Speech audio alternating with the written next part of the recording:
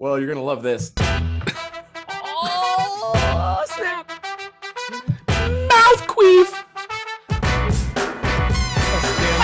Hello and welcome to another Woodshop podcast with Mike Coffey of Coffee Custom Builds, of quiffs. Daniel Dunlap of Daniel Dunlap Woodworks, and Peter Kapar of Petrie's Workshop. You can find us all, as well as the podcast, on Instagram and YouTube.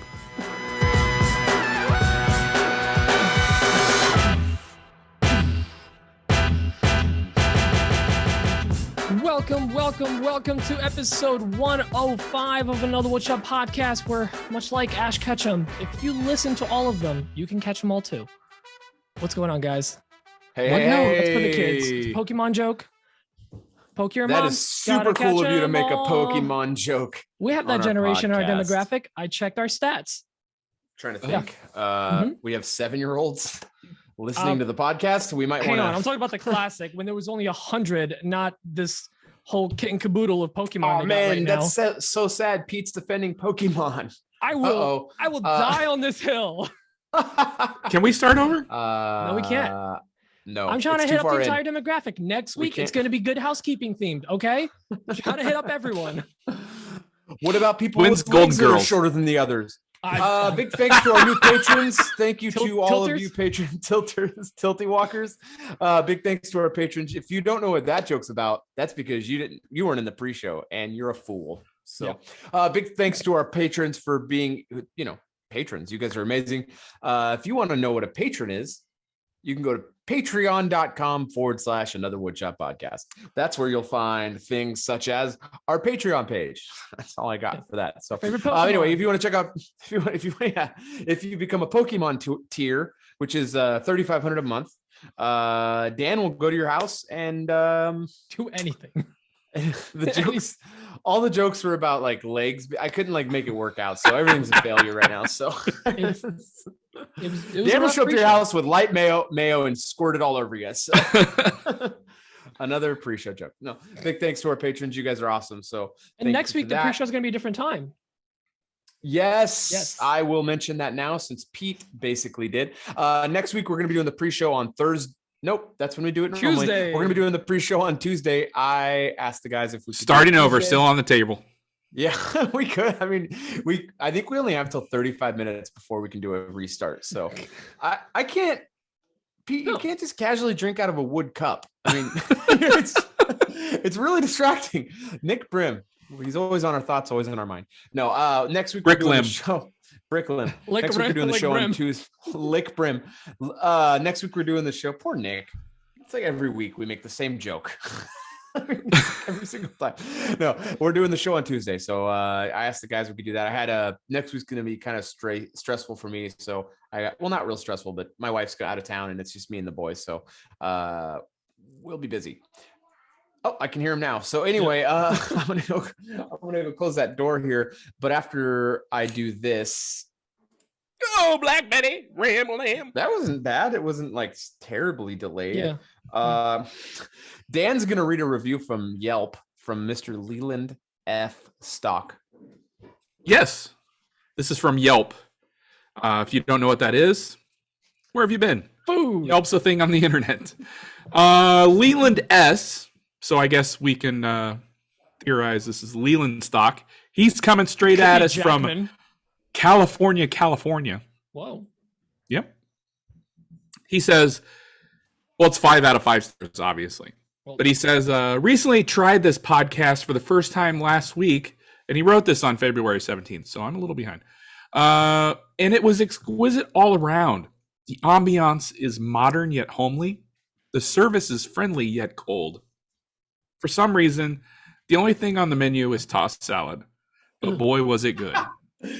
Leland knows what's up. I definitely recommend giving this podcast a try on your next Tinder date. Yeah. And it's always a hit when your OnlyFans group Tinder is in date? Town. Sick. Yeah. Thank you, Leland. Thanks for leaving us a review.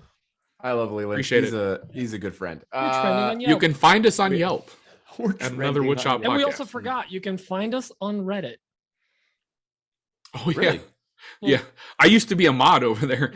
Not anymore. Not after this pre-show. Dan brought up centimeters, and now he's out as a mod on the subreddit. Metric isn't real. I forgot. What did I measure as centimeters during the pre-show? I forget. A foot. Yeah, you were How ironic. Look. What's a centimeter? That's like a foot, right? Whatever. It's like a foot. It's a foot. Anywho, Dan's a real foot guy. We got another review over on iTunes. Well, Flat-footers. Review. It's a 5-star review, of course. That's the only option. It's from one fine gentleman by the name of R.J. Hammy, Ronald James Hammy. He has this to say: meh. Here's some stars. So thanks to Ronald James Hammy. Checking in every month. I'm glad you're safe. Mark's safe. We're just Mark safe from Will Smith. There it is. That's funny. People really jump. There's the show title. Mark safe from Will Smith. Will Smith. Okay, I'll write it down. I'm not like opposed to it, and it might are we going to talk about it? Are we? No, I don't want to talk about it. No. I don't really want to mention it. I don't. He won Best Actor at the Oscars. Best slapper.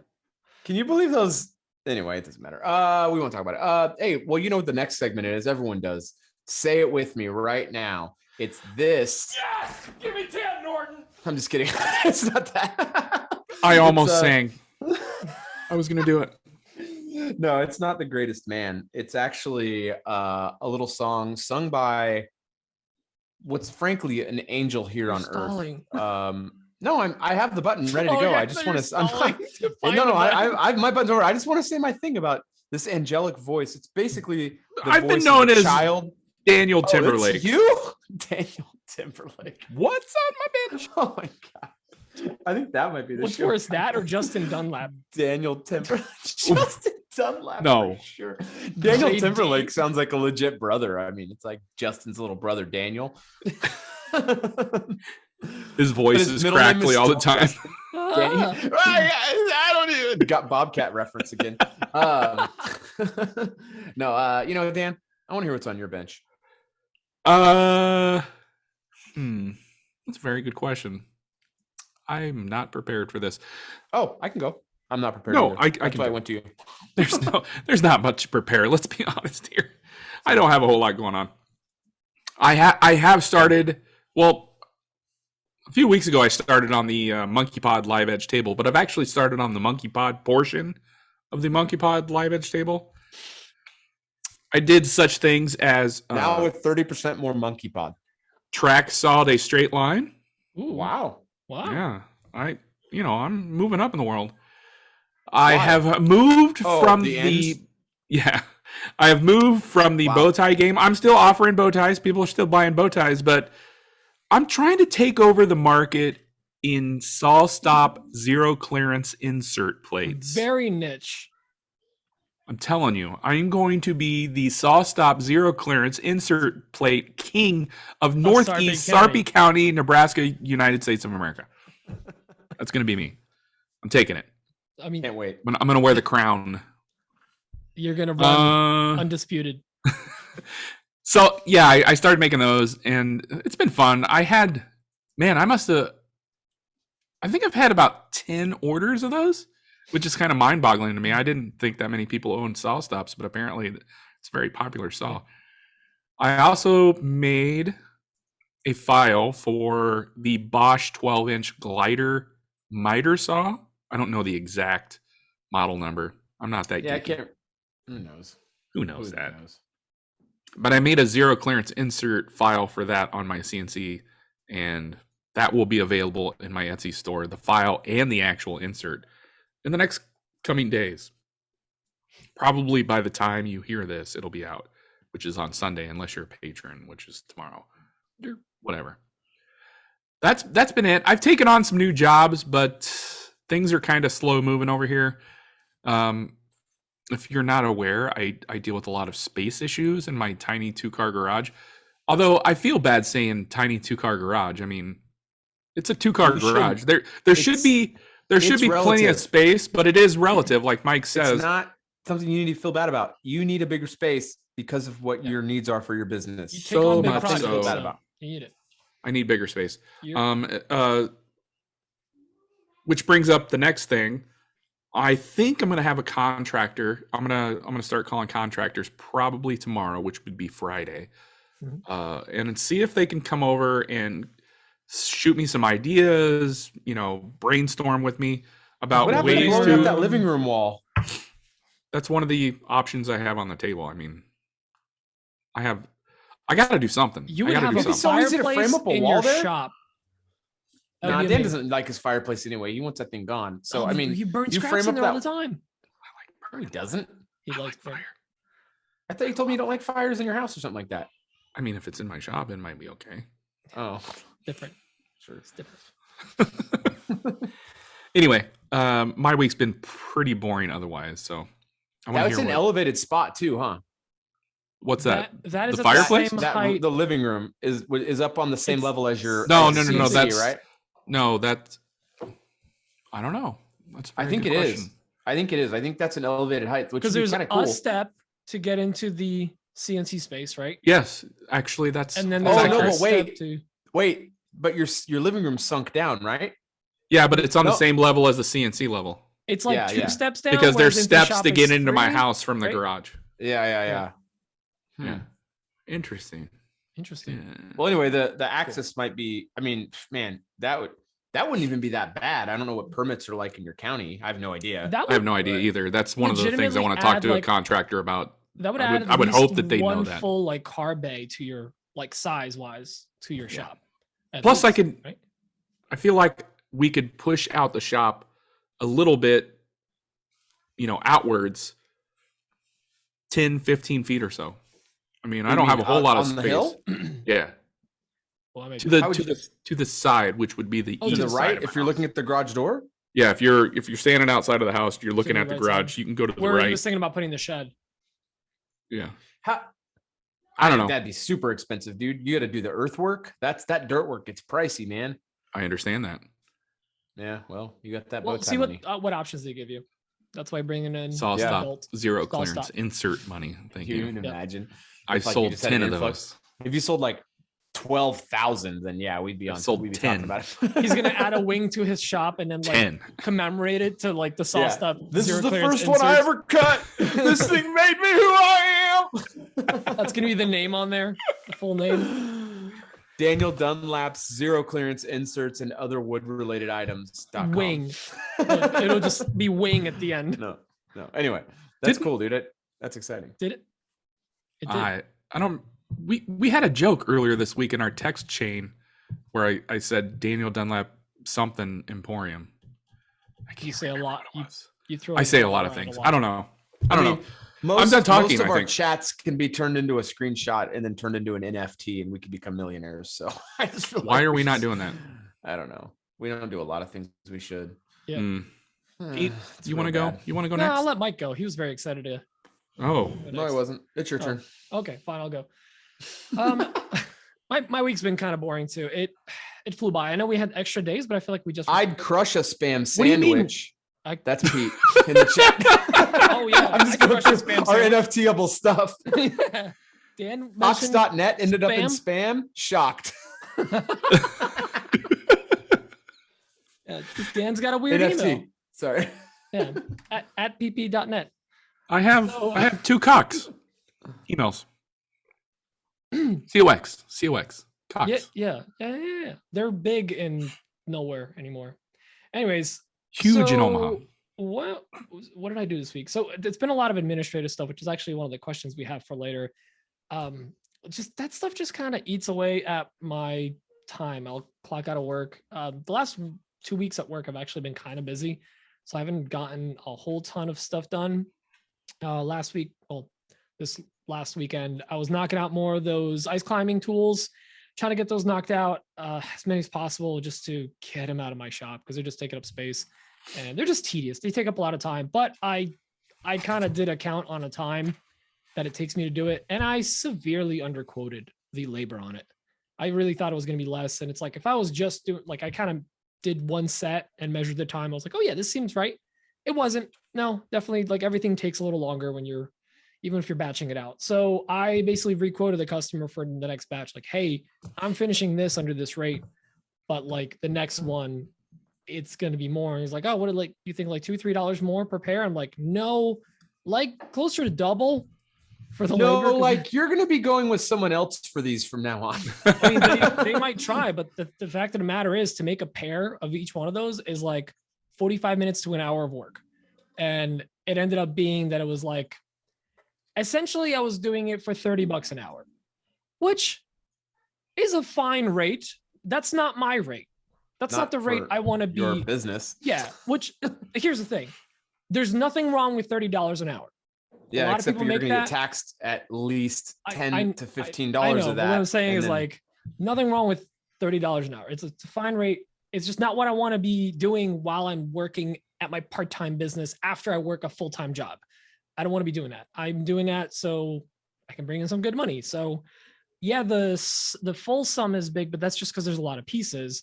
I still don't want to get screwed on the hourly rate, you know, because the check could still be 10 grand, but if I'm working at $10 an hour, I'm not going to do that. So nah, dog. So I basically just kind of recorded and they're like, all right, well, you know, like the final number, let us know. I'm like, I'm probably going to quote you this. I already told them, but when it comes around again. So it's nice to requote that. Again, this is one of those things that if I lose the job, it's not the end of the world. It's profitable, but it's just like, it's tedious as hell and it takes up a lot of space. Aside from that, I found since I've been migrating from the basement back to my office, I had like piles of stuff in boxes. As I'm getting everything set up, I found a to-do list from like a month ago and it was half done. And the stuff that was on there is all the stuff, you know, like when you do a to-do list, you do all the easy stuff and then you ignore the things you have to do. And some of that stuff was like really pressing. So I basically just been trying to like answer certain emails, reach out to certain people. If you don't make a list, you could ignore everything. I know, but I screwed up. I was supposed to send stuff out to people and design things for them. And I completely just dropped the ball. So that was on me with my parents leaving and all that stuff. I had a lot going on and a lot of stuff slipped my mind. So it got caught up on that for the most part, got caught up on the administrative stuff for the most part as well. I've been overhauling some stuff on Etsy and making more files.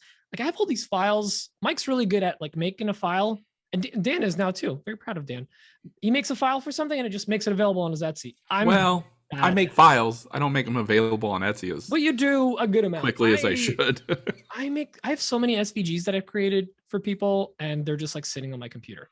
I just need to clean them up. SVG, super villain guy. Yeah, that's it. So I just need to. I've been going through all those files, doing previews of them so people can see it, and just putting them together so I can start throwing up listings this weekend. So that's the plan. And it's like small, basic stuff, but sometimes that's, you know, you sell $1 SVG file for, you know, like 100 times in a month, you get some good money. So why not? Yeah, I told you guys during the pre-show that I sold 3 digital files. One of them was a push stick file. That's like the most basic file ever, and I list it for $1. If you have 100 SVG files, you sell one a day, and if they're at least $1, you're making good money. Or one of each. Making at least $1 a day. No, I meant like one of each a day or something. Anyways, $100 a day. I got a list. Baller. I mean, it is when it's just not enough to think about it. Hell yeah. Yeah. I'll take that's $700 a week based on my math. Yeah, that's good. Passed out income. And you got fees and all that stuff, but whatever. What else? I've been overhauling my print shop because I am getting more printers. 7 more printers. Yeah, so actually I got, and on the ground here is my my newest one, my $100 Ender Pro Ender. Isn't that Emma's though? Isn't that Emma's though? You said it was Emma's. Yeah, it's Emma's. Yeah. All right. It's not Emma's. I got that because it's kind of the standard printer that everyone asks me about. I basically felt like losing a bet. The thing is, it's a very fine printer. It does a pretty good job, just like Dan's ice maker. It's a little noisy, but at the end of the day, I got ice, you know?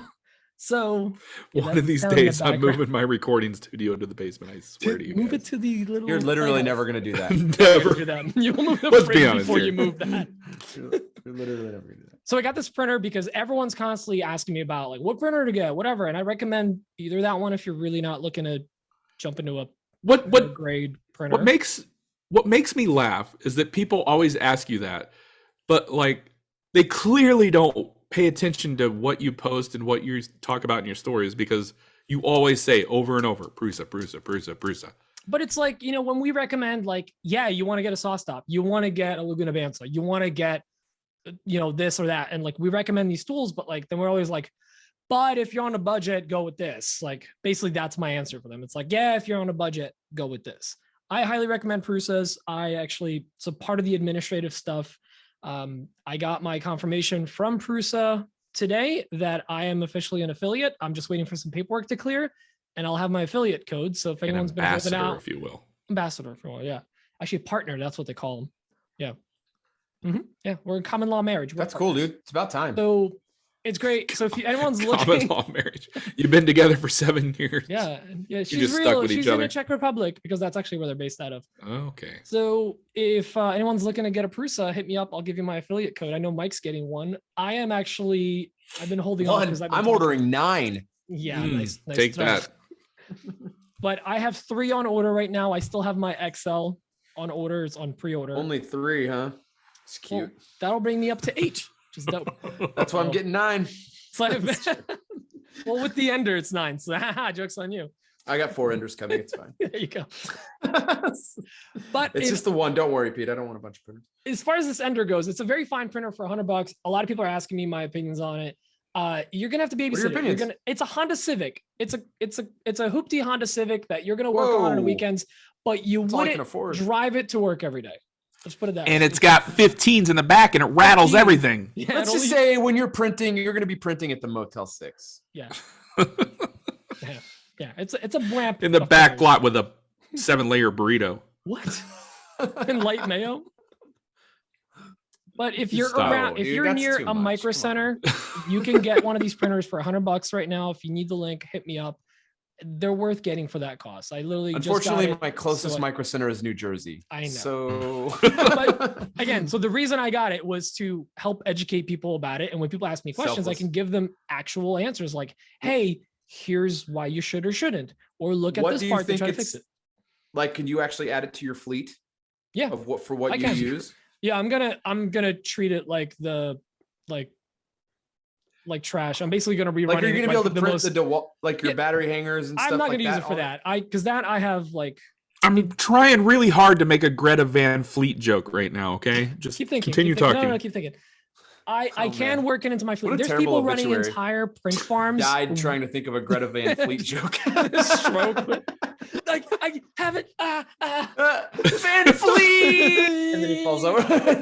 No. So I do. I'm curious what you're going to use it for, Pete. Seriously. So no, I want to actually, just to, I'm going to obviously make some content around it and just try to use it in my posts, educate people on it. But mainly I'm probably going to use it for like abrasive filaments or stuff that I kind of don't want to run through my main printer, which I can. Abrasive filaments. What does that mean? There's like ABS and some of the PC blends. Basically, they're harsh on the nozzle. They'll literally erode the metal inside the nozzle over time. For schnozzle. My nozzle. So I'll use it for that, and I'll just kind of like push it and try it out. For $100, it's not little money, but it's also not a lot of money at that point. My paper printer costs more than that. So, I figured why not? For sure. And if the thing is, I'm probably going to eventually with time. Let's get an ender. No, I'm just don't. joking. I'm going to get the Prusa. Don't worry. You're getting a hobby at that point. Don't worry. You'll get your 3%, Pete. Don't worry. Yeah, but enough pitching for them or whatever. No, you should. You're an affiliate. You should put that link as soon as you get it in the show notes. As soon as I have it, partner.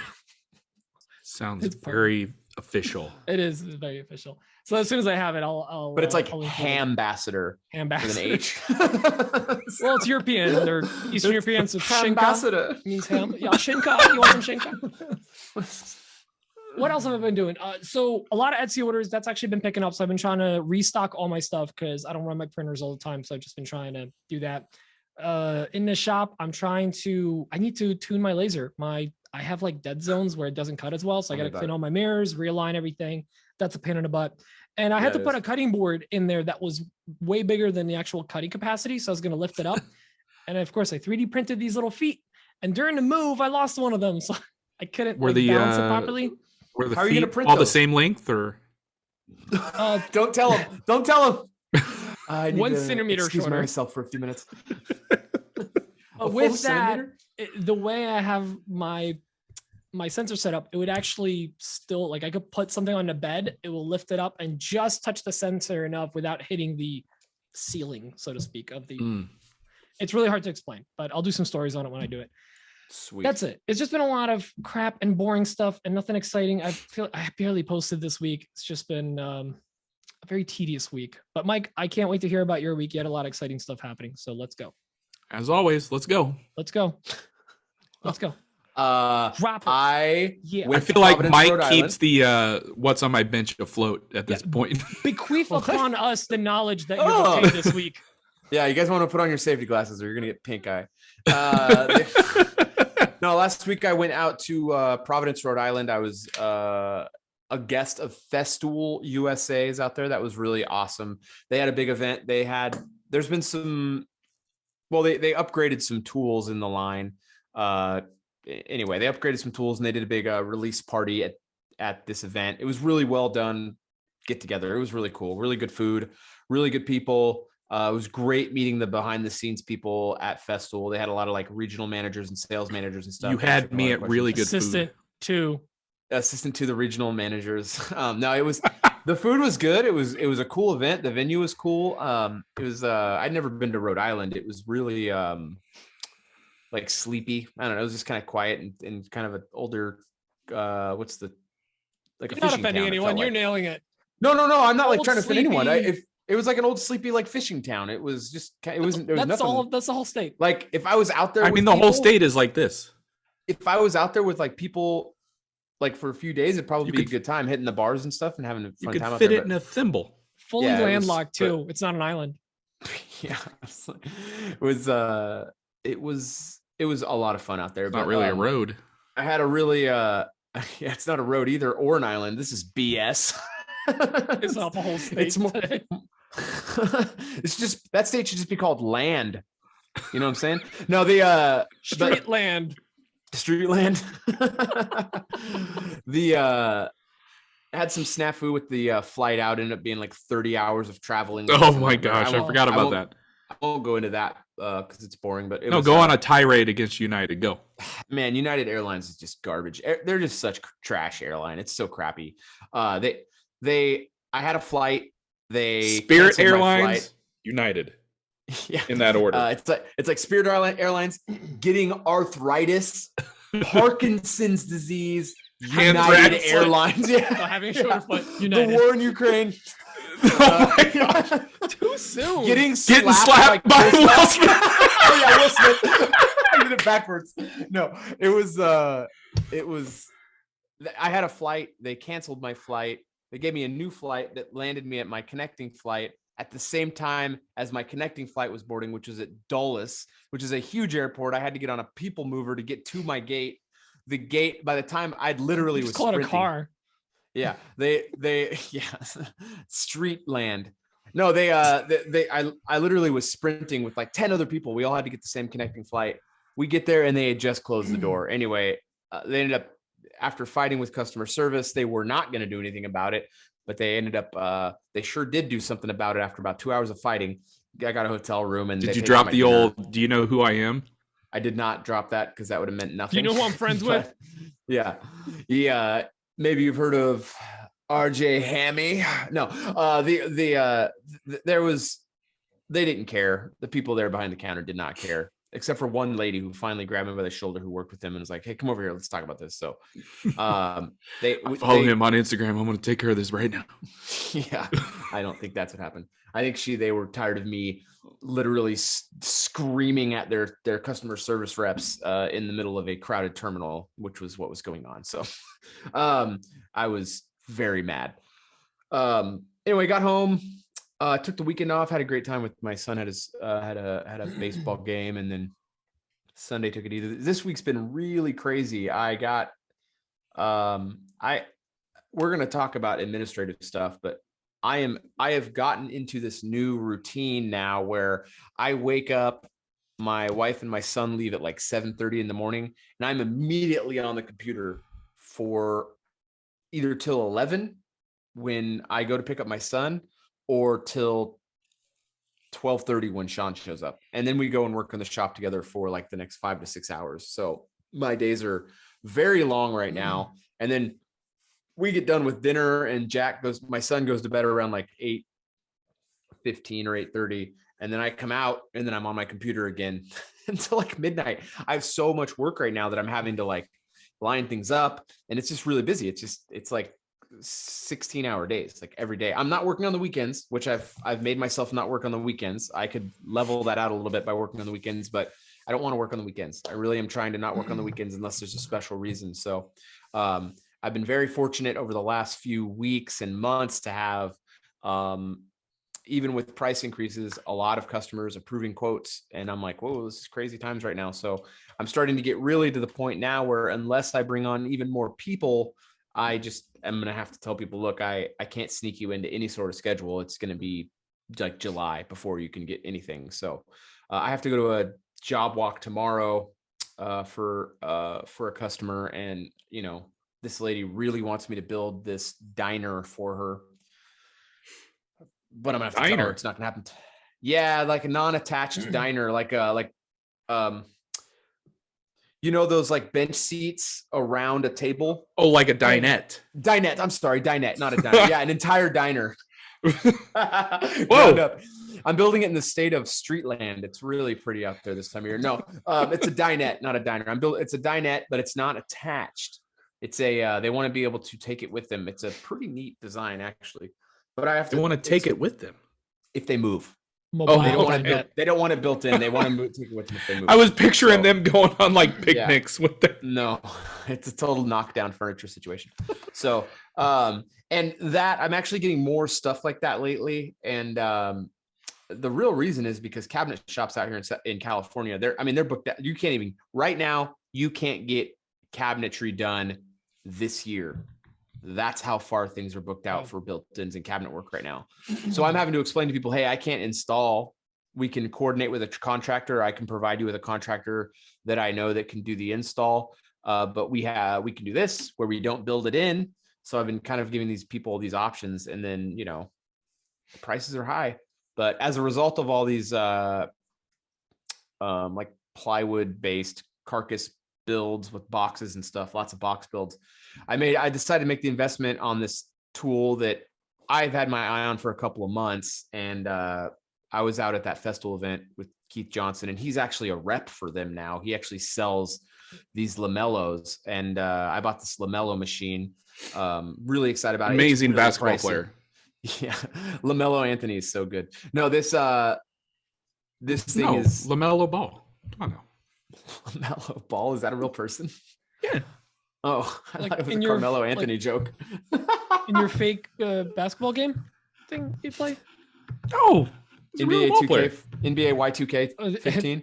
No, it was like Veritane 2K finish. Veritane Y2K15. Lomello Ball, professional basketball player. He You currently can't just plays. look at your screen and then say the thing you said like it's true. He currently plays for the Charlotte Hornets. I believe you. It's fine. A real I team. just don't know anything about basketball. Basketball. Anyway, One of my favorite movies. I ordered the Lomello machine with some other stuff. I'm pretty excited about that. It's not like, it's a really expensive machine, and I'm not like recommending it to anyone because I've never used one. It's more something. How is it different from a biscuit joiner? It cuts a Asking for giant friends. slot. No biscuits.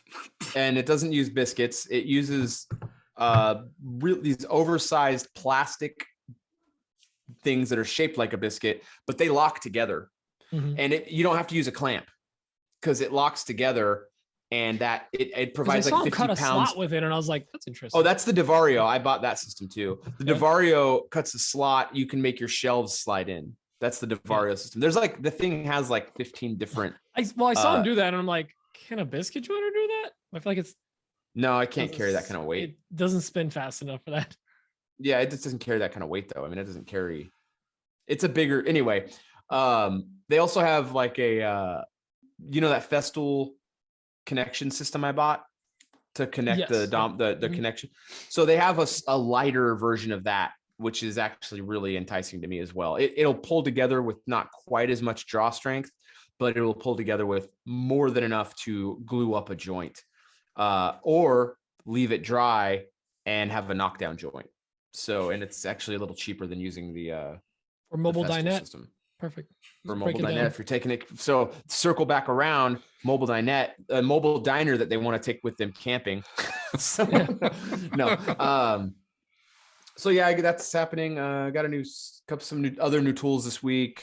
I built a coffin, like a small coffin for a very tiny maker. Yeah, or small maker, or what do they like to be called? They're called little makers, and little makers. What they prefer. So he was a really dwarf well-known maker. Nope, little makers is what that's the phrase they prefer. He was a maker in the area, really well known. He made just really beautiful pieces of work, and unfortunately, he was ran over by a Power Wheel. So we had to make a coffin for him, and go Power Wheel, Power Wheel. The commercials just start playing. I don't think I can continue.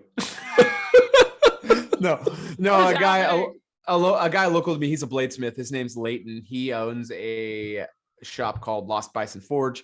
We've been talking for a few years, and we've been trying to do a collaborative together, and different things hit different times, and it never worked out. He's actually going to be doing a beautiful steak knife set that I'm going to be making the box for that, and the steak knife holder, you know. That's for the battle at Garden's Gate. Greta Van Fleet reference. Boom, nailed it. Go. Little makers. just leaves. No, he's gonna go print another printer. No, yeah. So we're working together on that, and then I've been waiting for the perfect moment for that. We're making really big progress on the grounding boxes. The first 50% of them are being taken to my customer tomorrow so that they can put all the guts in.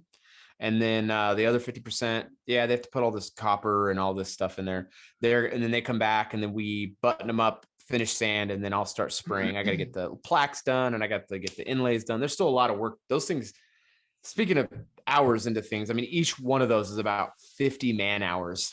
So dang, it's a lot of work. They're a lot of work. Are we talking about the small coffin still? No, making a small coffin army. That coffin was actually pretty fun to make. It was fun to have like a little break. But yeah, anyway, doing those. We got a bunch of stuff we're doing for a big well, they're a very big company, but the order I got isn't very large. It is a nice order to have for sure, but it's not like an insanely huge order. But they keep adding stuff to it, which is really cool. The purchase order keeps getting bigger. So I kind of want to talk about that on the show a little bit. That's my first time giving a business credit terms outside of creating content. So like I'm actually creating them. It's actually for one of the first orders for my S Corp. So, or for my corporation. So they asked if they could have X terms. I said, hey, I don't typically offer terms, but I'll offer you these terms. And I gave them some terms. So that's the first time doing that. So, had to get what some kind of things in terms, writing. like 15 day. Oh, so they just got 15 day terms. So basically like a net 15 or net 15. So when I deliver, they get 15. Yeah, they got net 15. So I gave them net 15. So when I deliver, they have 15 days to pay. So basically it's not prepaid. It's a PO. It's a purchase order. Prepaid. It's a purchase order. Yeah. They got me set up as a vendor in their system. I set them up obviously in Jobber. And then what they do is they go, I send them the order, or I send them the quote. They make a PO based on the quote. They send me the quote through their system. They actually, every time they've asked me to quote stuff, I give them a quote, and they like keep doubling the number of how many things. It's not the price, but what's up, Dan? Yeah. And those for those who don't know, net 30 is a very basic business to business standard. It's a business standard. I mean, I come from construction, and when I was at my family's business, 60 days is standard in the construction world. In the photography world, I dealt with that all the time. A net 30. You do the job, and then they bill you, or they send out your check in 30 days. But without interest. It's business to business credit. No, there's interest involved. If they don't pay, it's like a 1.25%. Yeah. So it's just a business to business handshake. So I said, hey, look, I'm fine with offering you guys terms. Let's start with this. Let's give it a few orders, and then after that, we'll go to 30. So And then, you know, as a business, you have rights and avenues to explore should they not pay, obviously. So, and the dollar amount isn't so extreme that it's going to put Coffee Custom Builds out of business if they don't pay. That's good. But they also have a lot of references that I trust. I was actually they were referred to me, and that person who referred them to me, I trust them. So anyways, that's an interesting thing to deal with. There's other stuff going on. I just keep talking. So anyway, we're 40 minutes in. Let's get into the show. Let's talk about questions and how we can answer them. If we can answer them with our mouths. With our mouths. No. Here's the first question from Dylan Scott. Dylan. Hey guys, Dylan Scott here. I was wondering if you guys could help me out. I made these cutting boards for gifts this past Christmas, and I had a couple people reach out to me, and they had a little bit of a wobble to them. Like, they wasn't really bad, but just like a little wobble. And I was wondering if I did something wrong, because I brought the wood home. I let it sit in my shop for like a week. Then I milled it all down the following week, let it sit overnight before I glued anything up. And after that, I ran it through the planer, put it on my flattening sled, ran it through there. Everything was flat. And after I was done sanding it, put Odie's oil on it, put the feet on, still flat, nothing wrong. And now they got like a little bit of wobble. Maybe I'm overthinking it. It's probably, you know, I know wood moves. I might just be overthinking it, but is there anything I could be doing different so I don't get that wobble? And also, like, how should I fix it? I've thought about maybe just putting like a little shim and hiding it underneath the little rubber feet so you can't even see the shim. Or should I just like start over completely, make a new board, or try and flatten this one out? You know, I know they're gifts, but like, it's still my name on it, and then I want to put out good products out there because people have bought my cutting boards in the past, and I just, you know, I want to make sure I keep putting out good products. So what would be your guys' suggestion? Hey, so if you're finding, now the way I understood this is that he made some boards, they're sitting in a shop and people are reaching out to him. People aren't reaching out to him after the fact and complaining, right? No, they're gifts. They're gifts now, but they're ones that he's made, I guess, a while ago. Or They're reaching out saying, "Hey, thanks for the gift, but this thing's got a wobble to it." Oh no, I understood it the other way. I understood it as like he made some boards and now people are reaching out and he's grabbing them and they're wobbly. He's noticing that they're wobbly. That's how I understood it. So that's how I'm going to answer it. Like, if you had some made and they're just now wobbling or whatever, I don't have that happen too much. Honestly, the drum sander does such a good job of cleaning it up and getting it nice and flat that usually it's fairly flat. I'll check it on cast iron.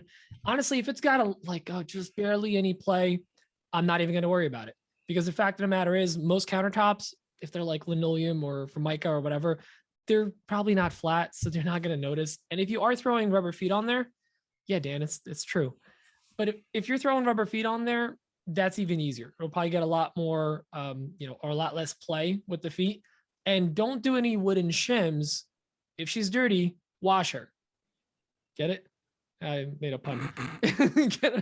Get very thin washers. I throw them under my feet.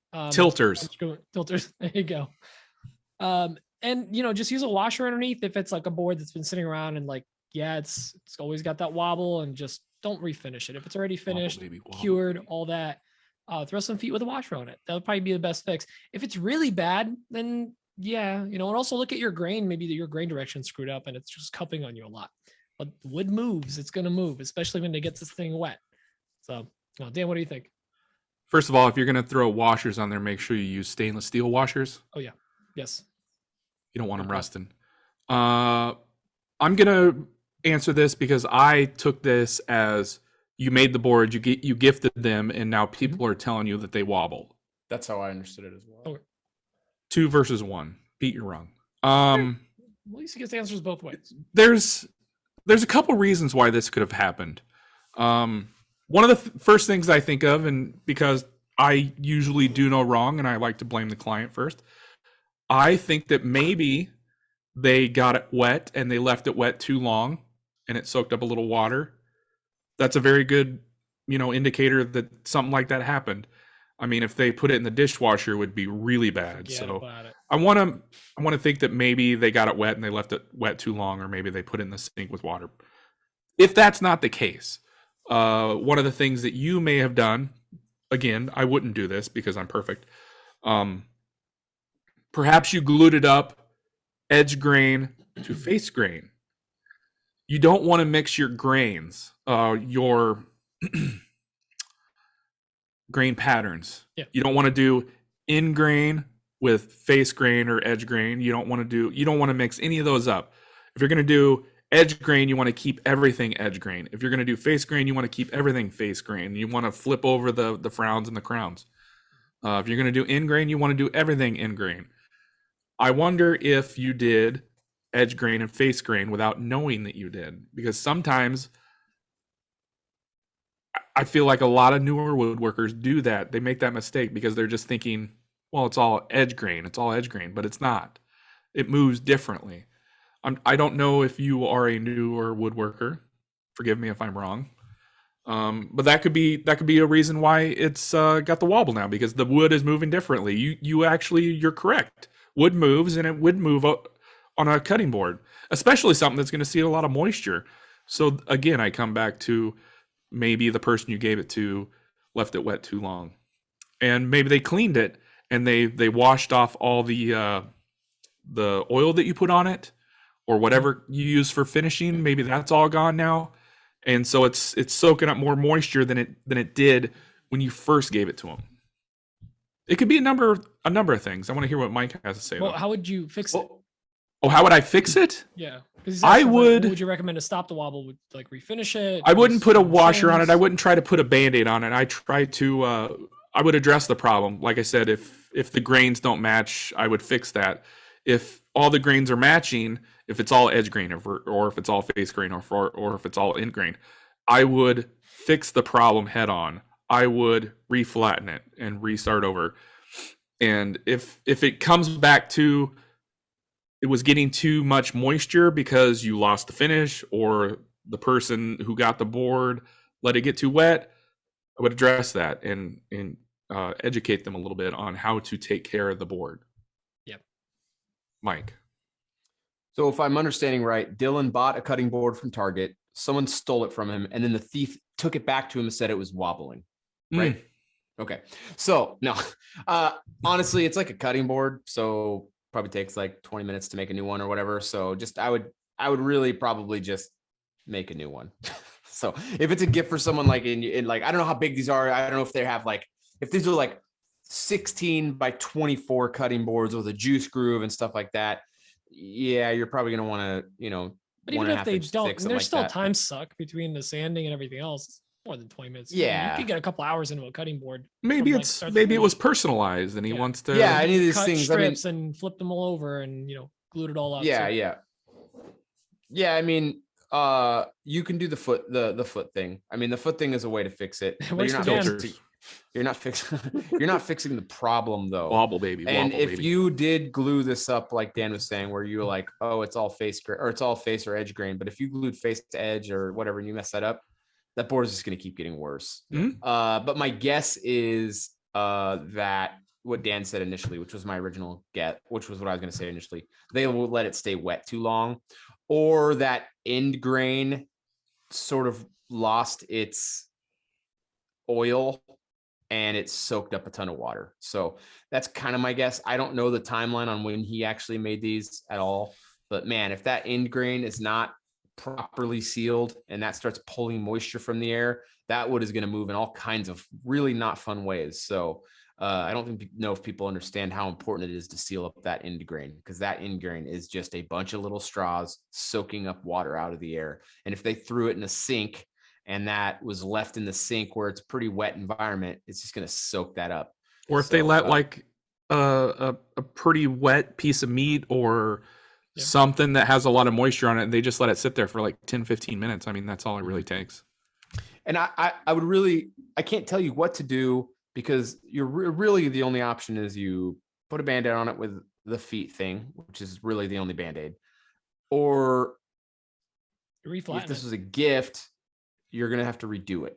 I mean, flattening it out, maybe educate the person you gave it to about, hey, look, I made this gift for you, happily made this for you. You can't leave this thing in water. You need to give them some education on this thing. And then just be like, hey, every half year, rub this oil on there, or every quarter, rub this oil on there. Give them a little education about how cutting boards actually work. So, and that's one of the reasons why I always give a little tin of self-made Daniel Dunlap board butter with all my cutting boards. Not only does it look good, but it gives you a chance to educate your clients on, how to take care of a cutting board. Most don't like know walking into it's like walking into a cow farm. Dan's up on the sling, just getting the board butters getting pulled. Have I showed you that video? No. Next question. Next question. Next question. No, this next question is from Eric Nielsen. Hey guys, this is Eric Nielsen from Home Quarter Wood Shop up in Kerrobert, Saskatchewan, Canada. Been listening for a while now, but I guess this is my first time calling in. So first off, I want to say, keep up the good work. Love listening to podcasts in the shop or on the road. It's great. So to my question, I know you've talked a lot about paint sprayers in the past, but just want to clarify a couple things. We're looking to get one that's kind of multi-use. We want to do the shutters on our house. I want to use it in the wood shop for finishes. I've got a contractor buddy that wants to, go in on it with me, maybe do some railing, stuff like that. So what do you guys recommend? I know you've talked about the Fujis before. I'm not sure which model that is. Is that the semi-pro? You said you can get them at select Home Depots in the U.S. I think it's a little different up here in Canada. Probably a little bit trickier to get and obviously a little more money. So yeah, just wondering which model you guys would go with for kind of a general overall sprayer. And appreciate the answer and keep up the good work, guys. Have a good day. Thanks. Yeah, when we say Fuji, we're talking about the brand Fuji. We're not really, Dan's got a semi-pro too, correct? I do. Yeah, and that is a generally considered a great, I don't even want to say it's an entry-level machine. It's like a it's like a it's prosumer. Mid prosumer. Yeah, prosumer. That's a great way to describe it. Yeah, that's like a prosumer machine. That's a 2-turbine machine, semi-pro 2. And then but my only thing is, he said shutters, which makes me think he's going to be spraying paint, which makes me think he's going to want at least a 4-turbine machine, which would be like a Q4. He did say he was going to go in on it with a contractor buddy. Yeah, that's what I'm saying. And that's helpful. I don't know Canada's market, but Fuji is a company out of Canada. So, is it? Yeah, they're a Canadian company. So, Eric, if you're listening, I don't actually think you're going to pay more for a Fuji, because I'm not pretty sure. Fuji is a company out of Canada. So I'm pretty sure I'm not pretty sure. I know you can get it for at least as good a price as you can here. I know there's a Canadian Tire. They probably have it for reals. But I would very much advise you get at least a Q4 if you're going to be spraying paint, because I think it starts to get more tedious or tenuous below that for the machines with the smaller turbines. So, if your contractor friend is going to be using it, it sounds like he does this full time. You want something that's going to be beefy and last. Yeah. The machine I have is the Q5, and I love that machine. I can't get it to slow down like at all. So it's a very nice machine. So that's the one I recommend, is the Q4 or the Q5. The Semi-Pro 2 is awesome. I think if you're spraying clears and like clear finishes, that is all you need. And to this date, I've never sprayed. Well, I sprayed paint once out of my machine, but I don't do that often. That's not something I do. So really, at the end of the day, a Semi-Pro 2 would have been great for my shop and what I need. But I have the Q5, and I will never need to upgrade that machine again. So, Dan? Yeah, in full transparency, Mike and I have worked with Fuji recently on a thing. Full transparency, yeah. But yeah, I mean, they make great machines. We wouldn't work with them if they didn't. First of all, like Mike said, I'm going to parrot everything Mike said. If you're going to do something like paint, you're going to want something that has a little bit more power than the Semi Pro 2, I believe. I have the Semi Pro 2, but I actually use other things for painting. I don't do a whole lot of painting, but I use my Semi Pro 2 for only clear finishes like lacquer or water-based polyurethanes. I don't know if I'm alone here, but I like to keep paint separate from clear finishes because I don't want that color transfer. I don't want there to be any risk of any kind of color transfer at all. As a matter of fact, I have separate guns for my Fuji for water-based finishes versus oil-based finishes because I don't want that transferring at all. But yeah, if you're going to go in on this with a contractor friend, definitely go with something a little bit more robust, like a Q4 or Q5. I think it just makes more sense to me. Pete, what do you think? So that part keeps sticking out at me because if you're going in on it with a contractor friend, you're looking for like an all around, but he's probably going to put this thing through its paces. And like after that's the way I'm viewing it. Yeah.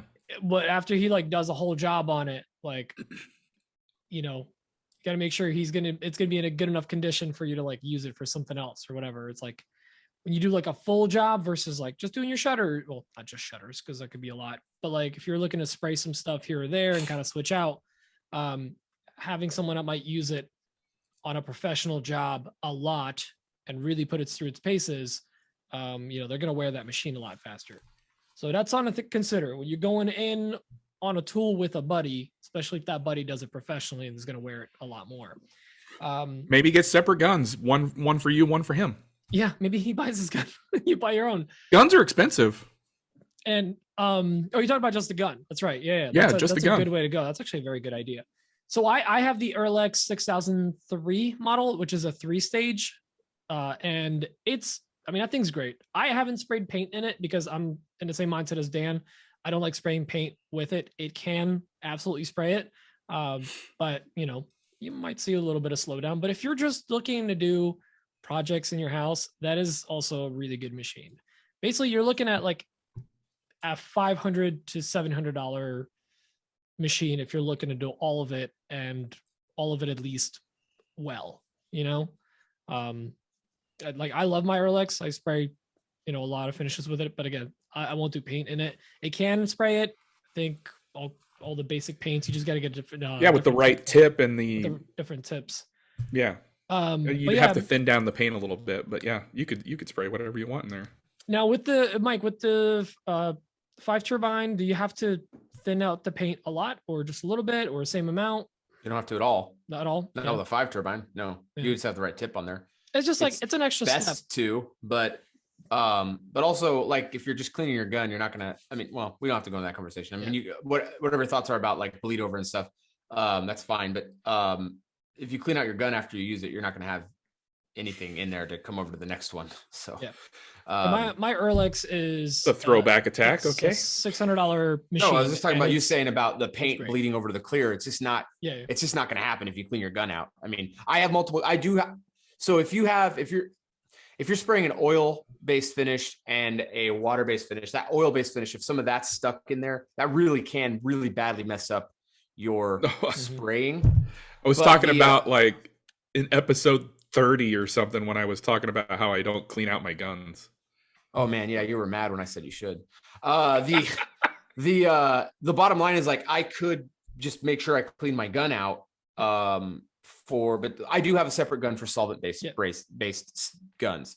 So the hose doesn't see any finish. The hose sees nothing. The hose off the turbine sees nothing. It's just the gun. And if you have the PPS system, it's really a short, and that's a whole separate system, but it's a short amount of space in the gun that you actually need to clean. It's like 8 inches of piping. That's it. And the gun is like half the cost of that machine. So like, yeah, the gun is half the cost. So it's not like you can just go out and get a bunch of guns for it or whatever. But I think you sure can. You can. It depends on what you're going to do, but it doesn't make sense. There's diminished returns. There's diminished returns on those things. If you just like for me, I'm not going to spray any solvent like based. I might spray a solvent based primer because they don't taco the wood. Because if I'm spraying a primer, I'm probably laying down some probably doing it on MDF. And if you spray a water-based primer on MDF, that thing's going to turn into a taco. Like you're screwed. Like you just don't do it. So just to go backwards a little bit, I'm sorry, Mike. The gun price compared to the Fuji Semi Pro 2 is almost 75% of the cost. That's how much the Fuji Semi Pro 2 is $489. A new gun is going to cost you about $330. Yeah, it's about $250 for a new gun for the Urlex. Yeah, that's the bottom feed. I mean, the gun is the most important part of the whole system. So the gun is what makes it really shine. I mean, I have two gravity feeds and a bottom feed. I have two gravity feeds because one is for my solvents. I don't spray paint. I have no problem with spraying paint. I would do it if it came up. I actually have some events companies that are asking me to price up spraying paint. I'm going to be very honest. I'm probably going to buy a separate gun, not because I'm worried about bleed over, but just because I want it separate, because I have this weird thing about it. And it literally, but you just don't need to do it, is what I'm saying. If you clean your guns, you're going to be fine. That's all I'm saying is you don't need to, but I like to keep it separate. I agree with Dan. It's just a separate thing, but I also very religiously clean my guns. It gives me a tiny peace of mind. And I feel like the extra cost of an extra gun is worth the peace of mind that I get from it. Also, I've sprayed paint with cheap guns, like those not the Graco. What's that cheap one? A home right one? Wagner. I sprayed paint with those without any issue. Like paint just it really levels off. I haven't had any problems with it. Man, I sprayed my shed with it. What a nightmare. That thing had that's a big job for that little thing. But if you get a slightly better, like the Wagner or whatever that Dan has. No, that Wagner's terrible. Oh, I think what was the other one that you the home right is Graco. I have the Graco 360. Graco, I actually like that for spraying paint. I will go to that before I use my Fuji to spray. Get $150, not even or $200, paint sprayer if you're going to be doing a lot of paint. And get the good gun for other finishes, or the other way around if you're going to be doing more paint than actual finishes, or maybe for just lacquer or whatever, just get rattle can lacquer. Maybe you're into that. No shame in that. Rattle can lacquer is so expensive. Yeah, I know, but it's $15 a can. He might be looking he listed a lot of things, and a lot of them sounded like paint related. Right. So I'm thinking all right. I think so. I think it was paint related. So I'm going to be real honest. Those that Graco gun, I've never sprayed it, so I've never used it. I just can't imagine that thing doesn't have a ton of overspray. I just have to imagine it has a ton of overspray, right? Just all those handheld, the Graco airless, yeah. Yeah, it's got a ton of overspray. It's got a ton of overspray, right? You're spraying almost 30% of it's going into the air and into your neighbor's bushes and stuff. It's got to be. I don't know. I mean, that's what it was with the home. I don't know about 30%. It's significant. You're more powerful. It's more powerful, and you can do a job way faster than you can with the home right. Yeah, that's what you're paying for. Yeah. If you're trying to hit the side of a shed, you're fine. If you're trying to hit legs or something that you're painting, you're gonna lose a lot of paint. Right. Just suffice to say, whatever your budget is, figure that out. And just know that if you pay more money, you're probably going to get a better tool. There's not many situations where you buy it. There are situations where it happens. But in established tools, if you're spending money on a tool and you spend more on it, it's going to be a better tool for your job. And don't share it with a buddy. Don't split it down the middle. Yeah, that's asking for trouble for me. Yeah, I think you need to just get your own gun, dude, and your own system. I agree with Pete 100%. The next question is Jake. Nope, we're gonna do that one last. Pete requested we do that last. Yes. We're gonna do Balake with Whippoorwill. Hey guys, it's Blake at Whippoorwill Woodcraft. This is my first question call-in ever. I appreciate it. I've been listening to the show since the early episodes, and you guys really seriously got me into woodworking in a lot more depth, so I wanted to thank you three beautiful boys for that. My question is about paneled miter cuts. I don't own a miter saw in my smaller shop, mostly by choice, and I'm making a series of open boxes that are going to hang on the wall for a modern bookcase look. I have 9-inch wide panels, and I'm probably going to need to cut these miters on my table saw. My question is, how would each of the three of you do that? I've toyed with the idea of a L-fence, using my miter gauge, a crosscut sled. Just not sure what the most accurate way is. And without getting too far ahead of myself, I figured I'd ask what each of you would do to cut those panel miters. Thanks, guys. Love the show. Keep it up. Before I throw it to Dan, I wanted to explain what he said by open boxes. It's like, imagine those hexagonal shelves. Right behind you. Yeah, right behind me. Exactly. Right there. Yeah, he said that in the pre-show live. I was kind of having a hard time following what he's talking about, but he's talking about the hexagonal shelves. Dan? 100%. I'm using my cross sled. It's a well-known 90-degree perfect surface. I'm using the cross-cut sled 100% of the time. Bottom line, end of story. Pete? I'm doing the same. And now let me ask you this. Is he cutting miters or bevel cuts? I mean, maybe I'm just like, wait, hold on. Is he cutting like the 40 or the 30s with it? Or is he cutting like almost like a taper on it as well? Either way, I'm never mind. So either way, straight miters is what he said. I guess if it's just straight miters, then I mean, I would just my crosscut sled is just straight cuts. I don't do 45s on it because I do cuts from both sides. I don't want it to be backed up, but I would just make a quick sled, cut it, like put a track on a piece of plywood, cut it, and then I'm a big fan of just taking my brad nailer and I'll like nail a piece. If I need to do a repeated cut, I'll just nail it right to that. So it's always at that same angle. Every cut I do is exactly the same. If I need to do any beveled miter cuts, because basically I was adding an extra level of confusion to it. In case you're trying to do beveled miter cuts, I would do the same thing. Just like start nailing a support to be able to cut at an angle and a bevel cut. If that makes sense. I'm confusing it more than it should be. Sort of. Yeah, I would just make a sled if you're doing a lot of them. So use a saw. A table saw sled, but just make one. If you're doing enough of them, just make a quick little sled. Don't mess around with the one you have. Just make a quick one. Hear me out. Yeah, one and done sled's a great idea for something like laser that. beams. Go on. Yeah. Hear me out. Greta Van Fleet. Work that in there. Mike? One go? Mike? No, Mike needs to go. I did not go. I didn't go. Mike. Do you want to go? Now, so I'd love to go. I really was trying to, so when I did that one there, I did that one on my table saw. That was one of the first hexagon shelf boxes I ever did before. Actually, the ones in my living room are the same. I built all those at the same time. I did them on my table saw with something similar to what Pete was saying. I used my miter gauge at the time, which is amazing that it worked because that thing was caca. But I used my miter gauge and I built an extension off the end of it out of a scrap piece of wood to be the back. Anyway, I just did it with my table saw and a miter gauge. That will be great. Table saw is a great option. It works great. I didn't have a miter saw that I trusted, and Blake doesn't have a miter saw in his shop, so it's kind of a moot issue. But now I have a miter saw that I do trust, and the last time I made hexagonal shelves for a client, I used my miter saw, and they came together so perfect. It was so perfect. So one thing I do recommend is band clamps for putting those kind of Greta Van Fleet glue up. So those are really helpful. There you go, Dan. So am I breaking up there or something right now? No, you're good. No, he just said that out of nowhere. I'm breaking up with you. I didn't want to bring it up like this. Okay.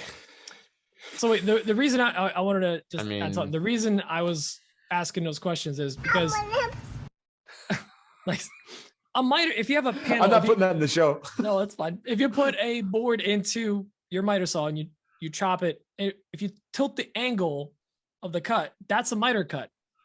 Cutting a 30 is a bevel cut. That's why I was trying to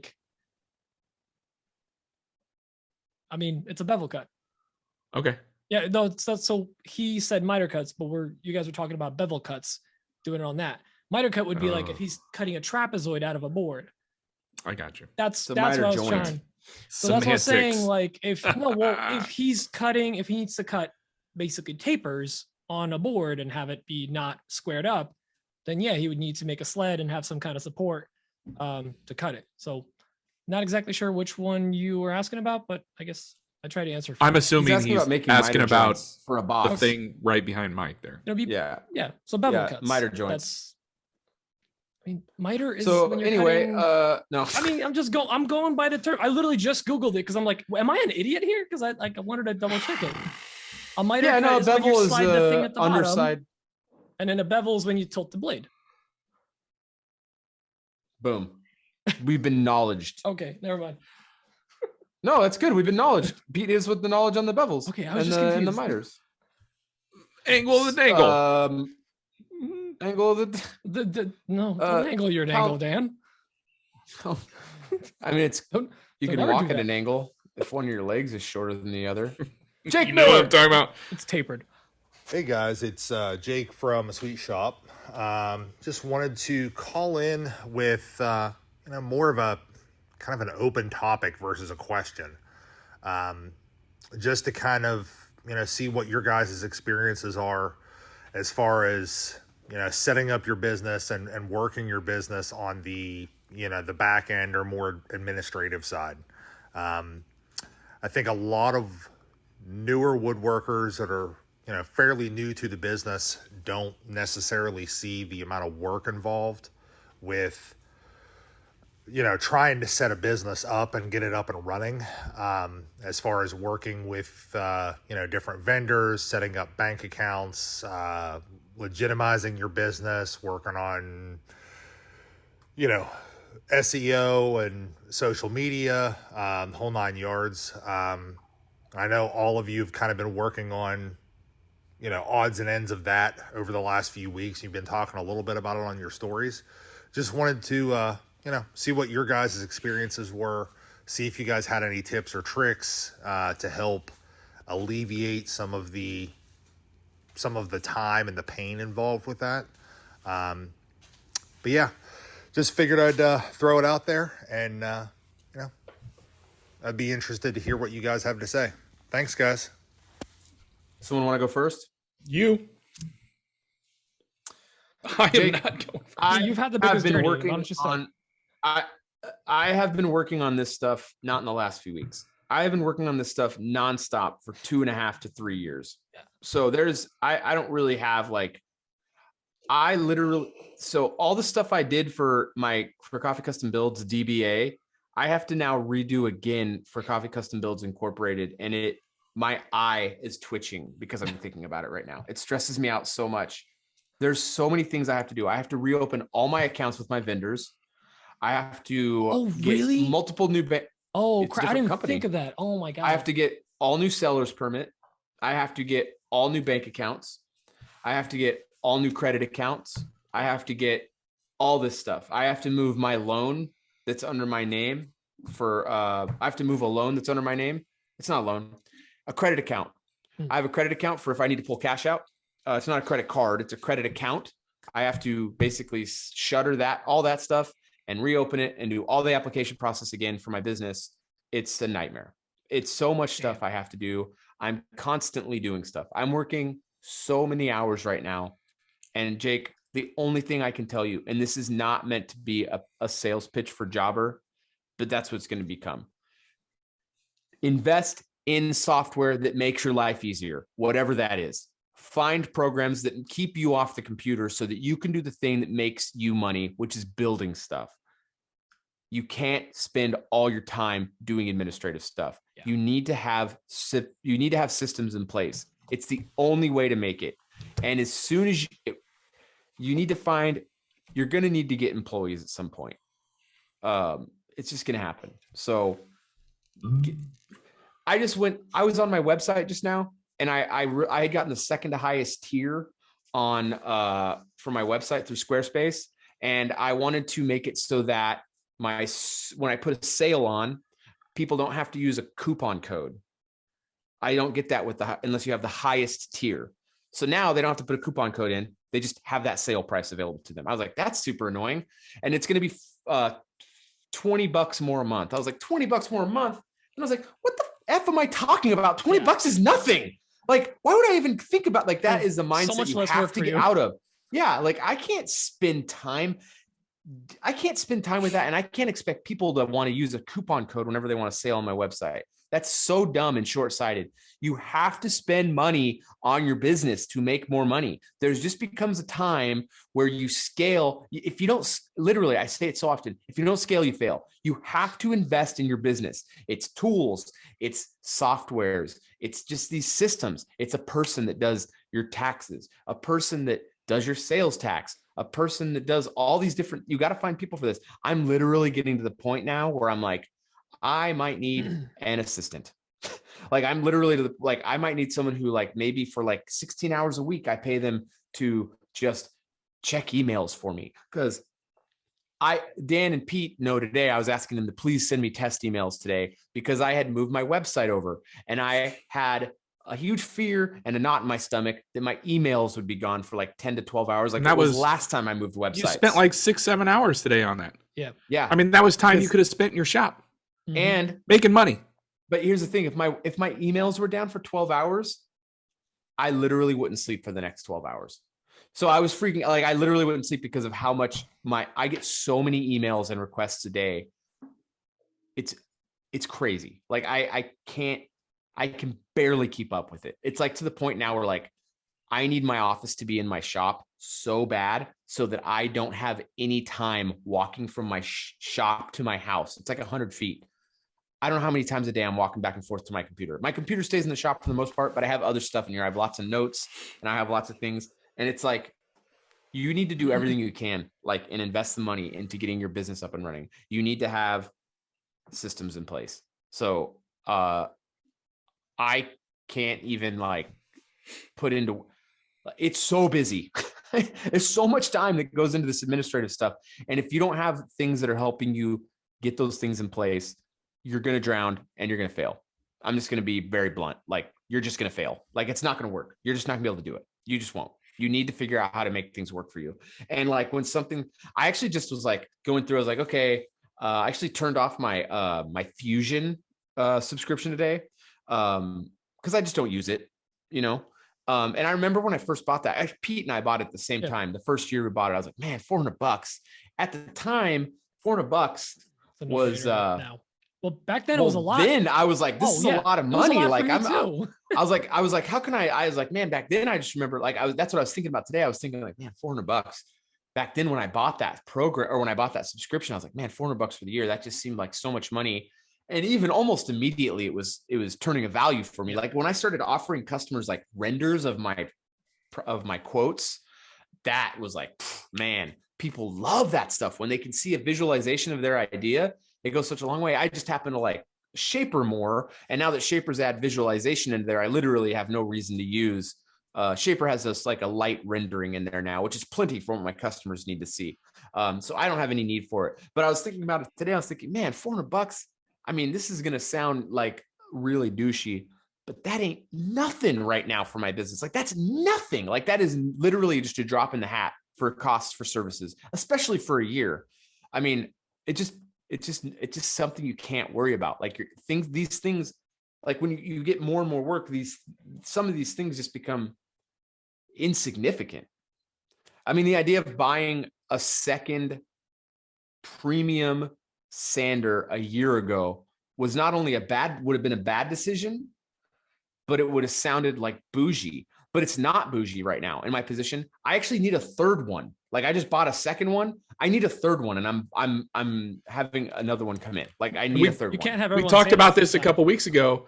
These aren't just expenses anymore. They're not expenses. They're investments. It's an investment in my business. And if and at the point right now where if you don't invest in it, I'm costing myself money. I'm leaving money on the table. Yeah. Well, yeah. It's a little expense too, which is great. Yeah. Yeah. It's expense. Yeah. You need expenses for sure. But by not having that sander, I would have one of my employees not able to sand when another person is sanding. And that costs me money. So instead of him doing something that could be productive, then I say him just because they're guys. And I'm talking about if I have Matt, I could have Matt sanding, but I'm like, oh, the other sander's being used. It's really effective for this particular application. Now I'm going to just find stuff for him to do because I don't want to send him home because when that sander's freed up, I need him to work. I'm not doing that now. So having redundant tools, I had someone go, oh, you got two nice, someone messaged me on a stories and was like, oh, two nice sanders, huh? Must be nice. I'm like, listen, guy, I didn't respond back, but this person just doesn't understand. They're just like, they're making cutting boards on the weekend. You know what I mean? It's a totally different woodworking lifestyle. You know, I remember when I was like, when I first started woodworking, I was like, man, it's such a dream. It would be such a dream to do woodworking full time. And I do that and I live that dream and I love it. Like I love it every day. I go, man, even with all the stress and all the crazy hours, I wake up and I go, God, I just love it so much. I get to do this thing that I really do love a lot. I really love it. And I love the business side of it, which is really cool. But there's a lot to it. It's a lot. You have to think about things in terms of how can I not just make money, but how can I not lose money or leave money on the table? There's these different ways you have to look at this stuff, you know? Fusion is literally something I could just resubscribe to anytime. You got Shaper so shutting it off means nothing. And I got Shaper, so it means I don't use it. And between Shaper and Aspire and, but actually just really between Shaper and Aspire, I get everything I need done. And I do some stuff in some other software as well. So Lightburn is another good one. No. Oh yeah. Lightburn's good. Yeah. It's not good for design. Lightburn sucks for design, but I do Affinity Designer. I'll do some vector designing in there, but it doesn't matter. The point is whatever I use, you don't need to use. If you have any questions, this is for everyone, not just for Jake, but whatever I use isn't necessarily going to work for your business, but I might be able to help you with something. So if you have any questions or anything, reach out, but just invest in things, invest in software. You can't possibly tell me you're so busy with your business, but you can't afford $25 a month for something. You know, it just doesn't make any sense to me. Like you're not that busy. I'm going to be like, that's just bottom line. Like, you should like things. If you're really busy, you're going to be like, yeah, maybe I can't afford this $1,500 a month thing. That's when you're busy, not, $25 a month. I don't know if I can afford it. That's not a busy business. That's someone who's, selling stuff on the side. So, invest in your business and don't be afraid to. Now, I'm not saying be an idiot. Don't go on to like take on some giant amount of debt. Don't go, oh, we're going to need a truck. Like I really do need a truck right now. But my truck is working and it's really hard for me to justify doing that, right? Like that's not an expense that I absolutely have to do. When my truck does die, I'm not going to be super unhappy because I really do want a new truck, and I do really need a truck to pull more stuff. Like I need more, my truck is really starting to struggle now with what I need it for. And we load it up. Like when I load the trailer up with stuff, it has a hard time. So, but I'm not going to rush out and buy a truck right now because my truck is getting by. So if you have things that are still making you money, keep them. But if you don't have the right things to make you more money, get them, acquire them, figure out how to take out a loan, take out a business credit line or something like that. Anyway, that's my 70-minute thing on that. Sorry, Dan. That's why I wanted you to go first because I have nothing to add. He nailed everything. Pete. Oh, sorry. Okay. No, Dan, you got anything else? You do the throw. I mean, what like? Do you Mike is 100% right. If you can pay for a subscription for something to make your job easier when it comes to the administrative stuff, we're talking $25 a month, $50 a month, do that. Yep. Because it will save you hours upon hours and it's only $50. Dan, I mean, that's like $2. Don't tell us what the number is. Don't tell us what the number is, but I don't know what you charge for your shop rate. I know what I charge for my shop rate. I know what my shop rate is. I know that a service that costs hundreds of dollars a month is paid for in just a couple hours in my shop. Yes, that's what I charge. So, I mean, if you're making,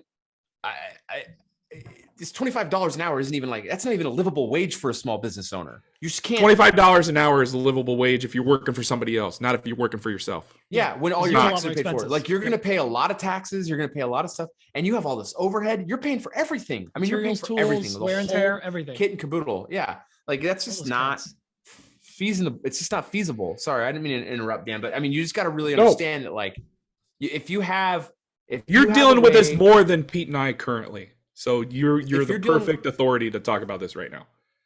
If you're having a stress in your life, you need to look to see what's out there. And that's how I found Jobber. I remember talking with Pete and Dan and who else was I talking? Oh, Aaron at Bidwell. I was asking people about project management software, administrative stuff, and Pete had recommended like a Monday Yeah, well, Monday was like for like groups. I was testing it out. Yeah, it wasn't working for me. yeah, no, but Slack. that's not the point. But that's not the point. My point isn't what you would recommend. And my point is that there's a lot of options out there. Mhm. And there's a lot of free options too. And there's team-based ones, and obviously Trello. at the time I didn't need a team-based thing. I mean, now I do. Like I have a team, and I do need a team-based thing, and I have that. But there's options. There's things that exist. I had a company reach out to me via Instagram, say, hey, we've got this software. I mean, this software was like $3,000 a month. And I'm like, man, this is insane software. Like the software is nuts. Like it doesn't make any sense for coffee custom builds. But in 4 years, it might make sense, or 2 years, it might make a lot of sense for coffee custom builds, Yeah. So it all scales. So this software and these services exist for a reason. There's a reason they exist. And like good tools, you pay more for the tools that last or have some sort of value to them, whatever that value is. But you don't know what that is. Like if you buy a really nice tool, whether the service is really good or the dependability is there, that has a value. There's an intrinsic value in a tool that you can rely on. Like right now, my table saw was down. Or they do a very specific job very well. Right. Exactly. Specialized tools are a big part of custom woodworking. I mean, there's a lot of tools that everyone just has to have, but not everyone needs an edge bander, like an edge banding machine. But I'm about to take on a project possibly where I probably need to buy an edge bander. Like, I don't know which one. And now I'm in the market for an edge bander. And that's something I didn't really think I'd ever need. That Lomello machine. I do not recommend people buy that machine unless you do a ton of like boxes and stuff. Yep. I don't do a ton of boxes, but I see myself having more of that coming down the road, and it's going to pay for itself in like 2 jobs. Right. But if you don't do them all the time, it makes 0 sense. And if you have a domino, that's plenty of tool for that. So you need to be able to evaluate yourself. So sometimes when you tell people who aren't doing exactly what you're doing, the tool you're looking at, it makes no sense to them. And they'll say things like, that doesn't even make sense. Well, you know what? They don't know. And that's the bottom line. You need to look at yourself and go, I know. You need to be able to trust yourself as the owner of your business and go, you know what? That's fine. These people who I'm asking don't know, but I know my business. I know what I'm doing, and I know that I need this tool. And, running it by people is great. But at the end of the day, it's not their business. Yeah. So you're gonna get answers from people that, or you're gonna have input, I should say, from people that don't necessarily know your business, and you do. So you need to be confident in that, and you need to be sure about your decision, and you need to be able to trust yourself a lot, because literally, if you make the wrong choice, you're on the hook. No one else is, and you're going to be the person to pay for that. So you need to go, okay, this decision is the right one. I'm going to make this decision. If it doesn't necessarily pan out, will my business fail? If it's a no, then maybe make that investment and then bet on yourself, because when you're a business owner, always bet on yourself. That's what I wanted to get to, is bet on yourself. Always. And if you have any friends that own businesses and they're like a small business owner, and if you don't have a lot of that in your life and you are a small business owner, Jake, if you don't have a lot of those people in your life who are small business owners, start meeting people who are small business owners and start getting a group of people that are small business owners, because not only do they want you to succeed, they're going to give you a bunch of good information. So when you're reaching out to people for advice on things, if you're reaching out for people for advice on the next tool to buy or how to take your business into the next spot, don't ask people who aren't there, because they don't know. They don't know. Like, that's just not to be rude, but someone who's like like the custodian or the janitorial clerk, like your best friend in the whole wide world, could be like in charge of, I'm trying to think of something that has nothing to do with owning a business. But the point is your best friend in the world is a good person. They just don't know the small business world. And there's some people that you might never know that they might be a great resource. You just gotta. One of the things that you can find in just about any bigger city is a thing called a BNI network. It's a business network international. Mm-hmm. It's a group of small business owners, and I was in one for photography. And typically these groups only allow a certain amount of each like trade in them. So there were 2 photographers, and there might have been 2 printers, 2 realtors, 2 bakers, but they were all small business owners. and we could all like bounce ideas off each other. And if we got referrals, we could refer to one another. So look for something like that. It's called a BNI network, Business Network International. They're in a lot of the bigger metropolitan areas. My 2 cents there. Yeah, those kind of things are great. And like I can't even think what it's called. They're every area has them. That's it's for small business. It's a similar thing. Networking groups. Yeah, networking groups, but it's small business. It's the I can't even think anyway. My point is, I think Pete was making a different point than I was trying to make. People who don't own small businesses, they'll give you cool perspective, but they don't get it. Like they just don't. And there's nothing wrong. You should not and cannot look down on people who don't own a small business. That's not right. They have the job and they do the thing that matters to them. So you need to understand they're doing a thing that's right for them. There's no right and wrong here, but they don't know how to give you advice for a small business. So when you're running a small business, you need to talk with other people who, if you're looking for advice for your small business, talk to other people who run or have successfully ran a small business, because those are going to be the only people that help you. That's the bottom line. And make those relationships. And I always say this, but network. And that's what Dan was saying. That BNI is a fantastic option. Chamber of Commerce. That's what I was trying to think of. The Chamber of Commerce is the other one. That's another one. It's all small business. And every city, I think, has a Chamber of Commerce. Yes, absolutely. So, 100%. and you have to pay to be involved in these things, but it goes back to investing in your business. These people, you're going to create a small, tight network of people where you're going to maybe pay. I don't even know what the rates are on those. I'm not in one. I actually, now in this conversation, the BNI network I was in as a photographer, completely free. Yeah. So there you go. There's free stuff. There's going to be ones where you pay, but it goes back to investing in your business. So these people will start pointing business directly to you from the people they run into in their day to day. That's invaluable. I mean, that's word of mouth valuable. Word of mouth is the best value for business. Long diatribe over. Sorry. Dan, you have anything else to add? No.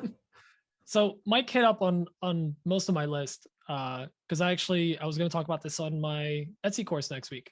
So I'm just going to run down the list because a lot of it is the same as Mike was saying and some stuff that I wanted to touch up on. So I'm going to kind of go from like first to last kind of, but the first thing is, he was asking about SEO and stuff. And the easiest way to lock down your SEO is just lock down your brand, whether it's your name or whether it's a business name that you have that, it doesn't have to be a registered business, but like if like PG's Workshop, Coffee Custom Builds, Dunlap Photography and Woodworking, lock that down on every possible free medium that is viewed by people, whether it's Google business page, you got obviously Facebook, Instagram, TikTok, OnlyFans.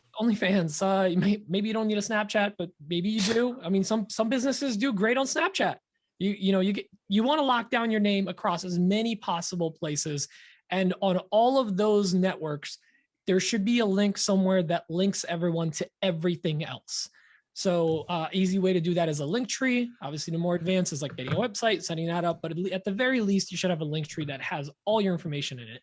So just flood the internet. The best way to get out there is just have the most amount of billboards possible. Someone Googles your name or woodworking or photography or whatever in the area, your name should at least pop up on that first page of Google, because otherwise no one's going to go to page 2. No one goes to page 2. That's gross. Page 2 is dead. It's dead. There's nothing there. The other thing is think about where you actually want to be as a business. And it's okay to change over time, obviously, like just because, Mike's going through a lot of work right now, changing from one type of business to another, but that's fine. That's a good problem to have. It's just a pain in the butt. But like, think where you want to go. Do you want to go, just doing stuff under your social security number? Do you want to get an EIN? Do you want to do an actual LLC? Do you have a big business and you're trying to go even bigger and incorporate whatever it is? Talk to a professional, talk to some people that have done it and figure out where you want to go. Like where you're at right now, you should have an LLC because you're already getting to like pretty large orders and getting some large equipment. And there's a lot of financial tax benefits to actually having an LLC, and talk to a professional. That's all I'm going to say. Another benefit of having an LLC is, especially with Jake here, he does a lot of installs. Mm-hmm. that takes the liability off you as a person. If something were to name. fail, limited liability. Yeah, if something were to fail and like injure somebody, Yep. they can't come and take all your personal possessions and your house and everything. You know, they can only come after the business, but company. not you. It's essentially as if it's a different person. And that's one of the things that I'm actually looking at strongly this year, because sadly, I'm still doing business as Daniel. Mine's getting finalized hopefully by the end of next week. So after doing this for 3 years or more at this point, finally doing it. So I'm very excited for that. With that comes a lot of benefits. Like obviously I can, I can open up accounts with companies. You need an EIN. You need in certain places you need an actual LLC to. You can get an EIN without having an LLC. You don't have to have an you LLC. can, but like some sorry, I was confused with that. You don't need an LLC, but you need an EIN to open up business accounts with certain companies. I don't have a single you one need that an makes me do that. LLC to. Do you need a resale LLC for a resale certificate, where you can do that just with an EIN? No. Okay, but you need a resale certificate or tax exempt for certain companies because they might not even work with you. And that's something that is worth putting in the money up front, which I'm doing right now, and it's going to save me a ton on. I'm paying double tax. I'm paying tax on stuff that I'm getting to, let's say, 3D print filament and whatnot, and then I'm using it to make something, and then I'm, having to collect tax or whatever on the back end too. Like I don't need to be doing that twice. Tax was already paid at the end. I don't need to do it in the beginning. So that's that. The other thing is, don't, like Mike said, don't cheap out on things that are going to save you money and time. And I see this so much. Even if it's an app costs $5. You spent more on coffee this morning. You spent more on a gallon of gas these days. Like just if an app is going to make something easier, whether it's taking photos, editing, whatever, a pack of transitions, whatever it is, just pay it. $20, $30, $40 for your business is nothing. And then as you grow, that number is going to grow, and it's going to be nothing because it's going to save you time. So that's the other thing. And this is going to sound kind of counterintuitive, but minimize the interactions with the customer and parts of your business that you don't need to do, that can be done by someone else. And obviously we want to do customer service and all that, but not every interaction is a customer. You want to have a customer be able to go to your website or go to somewhere, Etsy, Shopify, whatever, and buy whatever they need without ever talking to you. You want that. And you just pump out the product. Or, you want, like Mike has Jobber, and people just send in quotes and he can respond with a quote. But if people aren't willing to even put in the information in a quote, he's already eliminating at least a quarter of people that were just going to BS him. Like, oh, I want this price for whatever. Like if they're not willing to fill out that form, they're not going to even get looked at. So that's very important. And here's the other thing, like and real quick, the other thing with that, like the Jobber thing, like that form, it really, what Pete's saying is 100% right. If they don't want to fill out that form, they're not serious enough to be my customer. Yeah. They're not the customer for Coffee Custom Builds. Also, when they fill out that form, they've bought in. Yeah. Getting someone to buy in is huge. As soon as they get bought in, and then they get a thing saying, hey, your request has been confirmed or whatever. And then they're in my system, and they are in my little ecosphere thing. And that's a big buy-in thing for customers when they also, it's a good psychological thing for a client, because then they feel like they've invested a bit of their time too. So right. That's what I mean by the buy-in. That's the buy-in. They're doing the buy-in. They've put their time into it now. Now they're bought into this process. So, okay. Anyway, sorry, Pete. No, that's it. So but Dan's 100% right. And honestly, the baby step version of that is to buy in a customer. Most of us start getting business from Instagram and Facebook. The first thing you should be doing is getting those people off platform. If they're serious, they'll send you an email. Or if it's someone give them your number, or they might have your number, just call me, let's talk. Or email me this, or you can start the conversation, but get them off that platform as soon as possible, because you want it to feel a little more official, and it's easier to track stuff in email over Instagram and Facebook and all that stuff. So automate, delegate, and outsource anything and everything you can. And you're never too small to hire someone to do something for you part-time. Fiverr and Upwork are great websites to look at. Look at the community. You might have a friend or a cousin that does something that you need to do, whether it's photo editing, making files, whatever.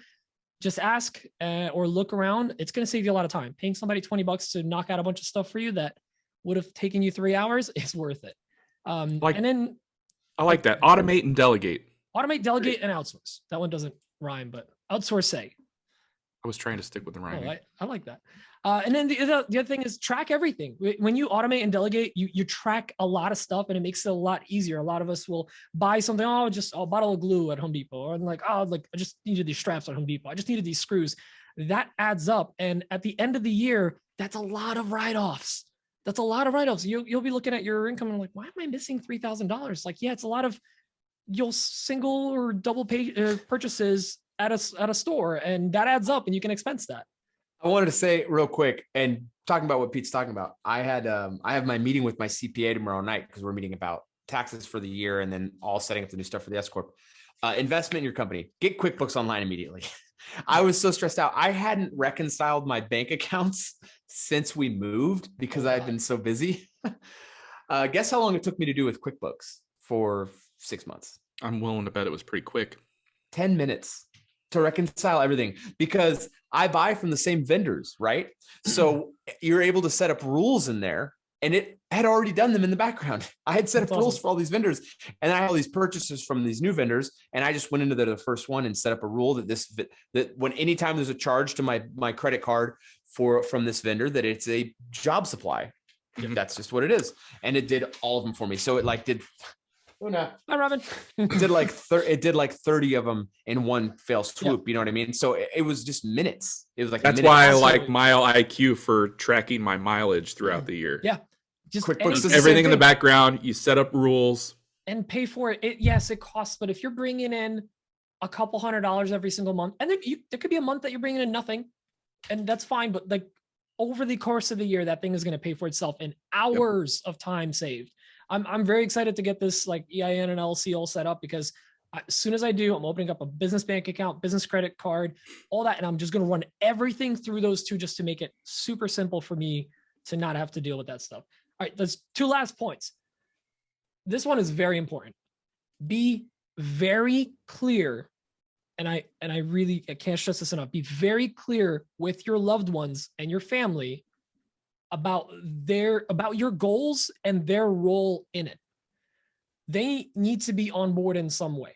You want to be, like Kayla helps Dan with editing photos and stuff. Like even if she wasn't there in the beginning, like he had a need, she was there, she volunteered, or there was a conversation, she helped out. That can obviously change over time, but be very clear, set your goals. When you're making new goals, talk about it. You want these people in your life because you do not, trust me, I have been there. We've all probably been there. You don't want to be talking to your loved one, your wife, your kids, your, brother, sister, whatever, basically like angry, overworked, stressed about something you need to get done and be almost upset that they're not helping you with it, especially our wives, husbands. Like you don't want to get to that point where like you're overwhelmed and then you're like almost annoyed that they're not helping you. If you're not bringing them in on the conversation early on, it's going to be really hard. So you can delegate to loved ones. You just got to bring them in on a conversation. 100%. And the last thing, like you guys hit up on the networking groups, find a community, find mentors. And this is a word that isn't used that often. Find a mentor. These guys are my mentors every day. They'll, sometimes it's a simple thing. Sometimes it's a life-changing thing. I have mentors that are younger than me, that are older than me. They're from every walk of life, every age group. Just because someone's half your age doesn't mean they're not a mentor to you. I have people that I follow on TikTok that are mentors to me that I've literally changed my mindset of certain things. And then there's people that are in their 60s that have just gone through all of this and can really help you out. So don't be afraid to seek out people. And you don't always have to agree on everything, but if they motivate you or they teach you or they patiently push you to do better, you want these people in your life. If you have doubters and people that hate on you and friends that are just like, oh, you're doing like the little, my biggest pet peeve, when people go like, you're still doing a little, doesn't matter what they say after that. If there's a little in there, they just don't take your business seriously. And it doesn't matter the tone they say it in. It's like when someone thinks of your business as little or whatever, like, yeah, this takes a lot of work. So you clearly don't appreciate it, or are you still doing that photography thing? Like, okay, yeah, like yes, I am, Mom, but that's it. That's my whole list. Those kind of people need to like, just, you need to push them away for sure. Yes. But you also need to understand that no one's going to know your business like you. Yeah. So Of course, like yeah. you can't like this Don't isn't a push them away. commentary. Educate them. Educate This them, isn't this isn't a commentary on what you just said, Pete, at all. At all. All I'm saying, this is my point is man, I don't want to say that. Be nice. I need no. It wasn't gonna be mean. I don't want it to be interpreted the wrong way amongst our group here because I was gonna say something. I don't I know my business. My spouse does not. That's the bottom line. She just doesn't know my business at all. She doesn't know the needs of my business on any level whatsoever. But she knows your goals. Right. She knows my goals, but she doesn't know how to run my business from the day to day on any level. Like she just doesn't. There has been, this isn't going to happen, but there has been talk of her coming in to help at some point. I don't know if that's going to happen. We both don't know. I don't know if we could even handle working together. I don't know how that would be. We have completely different people, my wife and I. I take my business very seriously, especially on the business level. And she just has nothing to do with it. She's very supportive. My wife is incredibly supportive and incredibly patient. And she's just a really wonderful person. And we've met her. She's great. Right. Yeah. So, I mean, so for me, they're just people who don't get that. And she's a better person than I am. My wife is a better person than I am. Bottom line. She's a better person than me, but she can't do what I do with my business. That's just the bottom line. She can't. She doesn't have that mindset. And for what she does, she's perfect for it. She's perfect for her job. And that's where she needs to be in the world. Yep. And that's where she's doing the best for the world. And for me, I'm in my business because this is where I need to be. And I started this path when I was 35 or something. I have never been satisfied with my career in my life, ever. Working for someone else, I didn't realize it until really the last year. But I was never happy because I wasn't working for me. And that's the bottom line. And some people just don't get that. And it wasn't because I didn't want to be told what to do. It was because that's how Dan is. Yeah, Dan's a lot of motivation for Dan's life. And this is not a dig on Dan. This is just a fact. It's 100% accurate. A lot of motivation on Dan and Dan's life is not being told what to do by other people. If you knew Dan more personally, you would understand how much that reflects in every facet of Daniel Dunlap's life. Dan drips that methodology. It's just a fact. It's not for me. It's not the not being told what to do by other people. Whatever it is, what it is. It's I don't want to deal with other people's crap because this business is my problem. I prefer to. I'll work. When I was saying earlier, I'm working like 18 hours a day right now and 16-hour days. I don't care. It's hard and it's a hard thing to do. That doesn't take away from how hard it is. But I would rather do this than work 4 hours for dealing with someone else's crap. I'd rather put in all these time.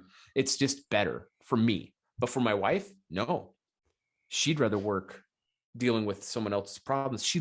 My wife literally deals with the emotion and mental problems of other people in this world. I can't even wrap my head around how she does that. I could not do it. That's literally what she's chosen to do with her life. They're both valid. Neither one is better or right or wrong, but I can't go to my wife and say, hey, what do you think I should do with this? Because she doesn't have input that would be helpful. Just like she wouldn't come to me and say, hey, we're dealing with this child with this issue. What do you think? I have no input. Yeah. I just don't have any valuable input for that. So you need to find people around you who can give you valuable input. And that's other business owners. And either I would recommend you find people who are at your level, but I would really recommend you find people who are well past your level, who've already experienced those first few years and can give you a lot of good advice because they want you to succeed. Most real non-slimy business owners want to see other business owners succeed. Because you're not taking away any business from them. Shoot, I have buddies that are in the same business as me, and we're helpful for each other. Yeah, you don't. I got furniture guys in the area that we're tight. I'm wearing a Bidwell hat. They do the same thing I do, and we're like 2 hours from each other, but we both help each other out. They work together. We send each other work all the time. Send each other business. Exactly. Yeah, I mean, it's all about the community and the network, and I want them to succeed so bad. I do not want them to fail. I really don't want me to fail. Yeah. So, anyway, sorry. I know Dan's trying to give us the wrap it up. I can see it from his eyes. He has to pee. Are you telling me what to do? No, I'm You're getting sleepy. interpreting Dan. what you'd like us to do. No. Anyway, this is a very, very long episode, and none of it's getting in the Hey, show. dare I say we've done our thanks, first Jake. topic episode in like months. What was Jake's original question? How do you do Some administrative work? Administrative stuff and tips for new. He said wheels or business owners. doors, and we went on this long. No. No. He said Smith or Rock. No, anyway, let's call the show. Big thanks to G.I. that Jane. was a really good topic. That was a big thing, or that was a big long topic, and that was a really fun. Thanks for the great. I feel like that was a pretty good talk. He did request, say Jake. it was a He asked open me to discussion make it a topic, and I'm like, call it in, and like we'll take it from there. You know. Yeah, you got good serious discussion. That never happens. Yeah, that was good. Big thanks to all the people who called in. Thanks to all you. You guys are awesome. Thank you to the patrons. I did want to do a quick thing. I didn't mention it in the show, but I did get my new website up and running, and I am running a 30% off template sale right now. So go check that new website out. That is coffeecustombuilds.com. I really appreciate that. Dan, go check out Dan on Etsy. He's got his new inserts over there. Go check out Pete. He's got the plastic army. Yep. And the Etsy class next week. An Etsy class next week. I'm actually looking forward to that. What's not the terracotta army? We got to figure out what to call it for Pete. Plasticata army PLA? or something like that. PLA army. No. Anyway, big thanks to all you guys. Keep sharing the show. Keep showing us all the love you show. We love it so much. You guys are the best. We'll talk to you soon. We'll be here recording next Tuesday, early in the week. So be there. This coming Tuesday. Tuesday, good one. not next Tuesday. Yeah, this coming Tuesday. Yeah, this coming Tuesday. The next Tuesday on the schedule. Have a good one, y'all. Bye now. Bye. Love you long time. Bye. Bye. Kill it.